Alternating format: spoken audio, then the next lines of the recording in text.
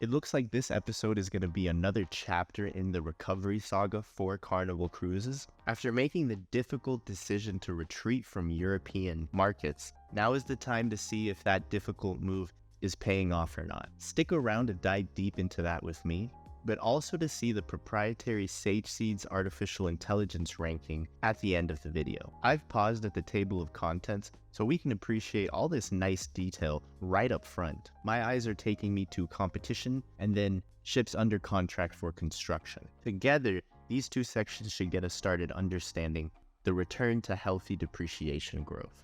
There are a total of 4 cruise ships expected to be delivered as early as 2025. The lion's share of this passenger capacity growth is happening under the brand Princess Cruises. As a reminder, Carnival Corporation is actually 9 different cruise brands put together. Princess Cruises is the Love Boat brand. This brand is all about elite service personalization, giving you the feel that the entire ship's crew is there to serve you. All of this ship construction growth genuinely only represents a tiny amount of the overall value of ships that the company already has.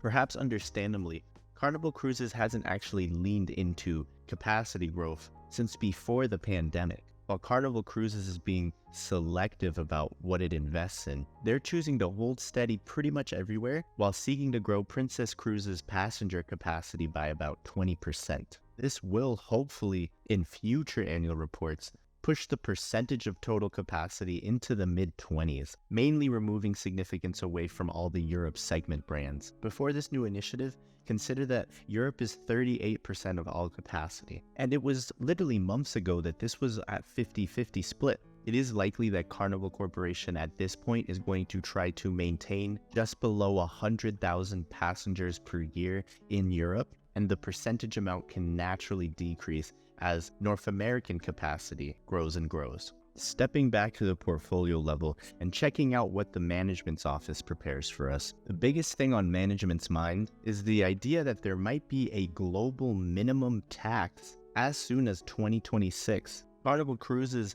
being one of the largest Bermuda-based companies, having to stow away hundreds of millions of dollars in the piggy bank account in order to permanently pay a significantly higher tax rate in going forward if all this legislation goes through as is currently proposed. This also explains why Carnival is having to choose only one of its 9 brands to invest in. The way things are playing out, it seems like higher tax rates could hit them just as they're able to hopefully start generating profit again. That's not to mention the regulatory requirements that have already been accepted and passed. Officially in 2024, the EU gave Carnival Corporation a 3-year period in order to comply with new carbon emissions and regulations meant to slow down the impact of climate change. This legislation directly led to Carnival selling so many ships in the last couple years in order to leave the EU market. Even the scaled down version of their European business is expected to have to pay $51 million, $75 per metric ton of emission,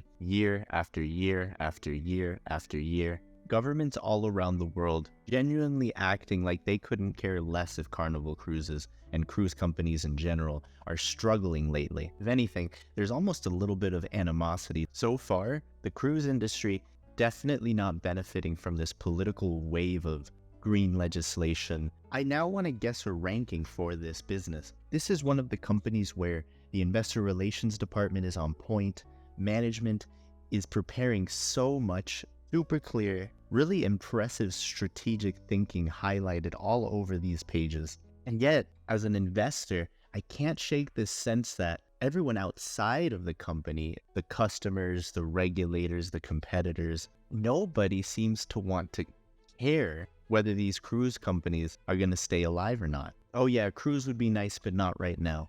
Therefore, I don't think this can get a good ranking. I'm going to guess that this is going to be between the 50th and 60th percentile. But what do you think? Carnival ranked in the 64th percentile for the 2023 season, only a little bit lower than my guess. Honestly, a little bit impressive for a company that was absolutely wrecked by external events and continues to get pummeled with more. Do you agree with this? I'd love it if in the comments we can get a discussion going about cruises, When's the last time you or a close friend or family member went on a cruise? Do you remember feeling like it was worth it or not? Are there new alternatives or innovative ways to vacation? Or is the lack of demand for cruise vacations still just a hangover from the pandemic? Please also like and subscribe so that I can continue to make videos like this one. Thank you for watching until the end.